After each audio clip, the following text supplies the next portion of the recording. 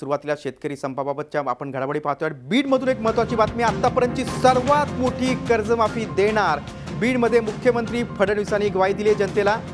शेतकरी संपाच्या पार्श्वभूमीवर मुख्यमंत्री देवेंद्र फडणवीस यांनी बीडमधील कार्यक्रमामध्ये शेतकऱ्यांना मोठा दिलासा देणारी घोषणा केली आहे। कर्जमाफीसाठी एक समिती तयार केली अशी माहिती देखील त्यांनी दिली आणि आतापर्यंतची महाराष्ट्रातली सर्वात मोठी कर्जमाफी आपण देऊ असं आश्वासन, अशी ग्वाही मुख्यमंत्र्यांनी महाराष्ट्रातील शेतकऱ्यांना दिली। आणि याच महत्त्वाच्या बातमी संदर्भात आपण अधिक चर्चा करूया। आमचे प्रतिनिधी लक्ष्मीकांत रुईकर आपल्या सोबत आहेत। लक्ष्मीकांत, मुख्यमंत्र्यांची ही घोषणा म्हणजे शेतकऱ्यांना मोठा दिलासा आहे। शेतकरी संपाच्या पार्श्वभूमीवर मुख्यमंत्री आणखी काय बोलले?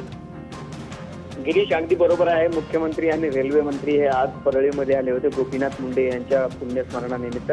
आणि जो 2 दिवसापासून महाराष्ट्रात शेतकऱ्यांचा संप सुरू होता, त्या शेतकऱ्यांच्या संपाच्या पार्श्वभूमीवर मुख्यमंत्र्यांनी परळीमध्ये मोठी घोषणा केलेली आहे। जे शेतकरी संपावर गेले होते त्यांच्या शिष्टमंडळासोबत आपली चर्चा झालेली असून या चर्चेला यश आलेलं आहे। आणि त्याचबरोबर महाराष्ट्रात कधी नव्हे ते न भूतो न भविष्यती अशी कर्जमाफी आपण करणार आहोत। यूपीए सरकारनं जी कर्जमाफी केली होती त्या कर्जमाफीपेक्षाही दुपटीनं तिपटीनं जास्त कर्जमाफीचा लाभ हा शेतकऱ्यांना थेट मिळेल। आणि हा जो लाभ आहे हा महाराष्ट्रातील शेतकऱ्यांना यापूर्वी कधीही मिळाला नाही असं स्पष्टपणे मुख्यमंत्र्यांनी सांगितलेलं आहे।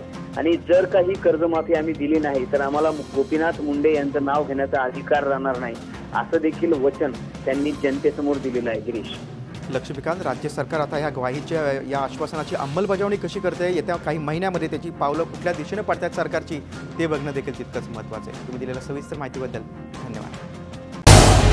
झी 24 तास रहा एक पाऊल पुढे।